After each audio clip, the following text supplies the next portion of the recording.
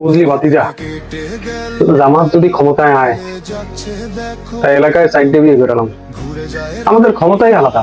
তুই দল যদি ক্ষমতায় থাকে, যত আকাম কুকম করবো মশালা দিয়ে সব জাহেজ করে এলাম। তো সাইডে দেখো তো ফোনটা কি দেখা যায় এনে কি বেটা এমপিরে বের করে দিল, ওনার মশালায় কাম করলো না। থামো চাচা, এত লাফাইও না। সাতক্ষীরার এমপিরে চেনো না, চার আসনের? ওনার আপত্তিকর ভিডিও দেখা ওনারা জামাতের দল থেকে গেট আউট করে দিচ্ছে। জামাত যদি নিজের দলের এমপি কেও ছাড় না দেয়, তোমার মতন সাধারণ কর্মী চাচা আগাম কুকাম করলে তাহলে তো গণদোলাই নিচ্ছে।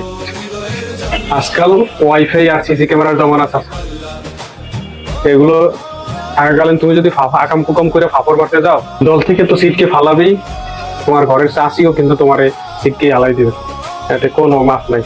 তোবা তোবা তোবা, আমি একটা বিয়েতেই খুশি।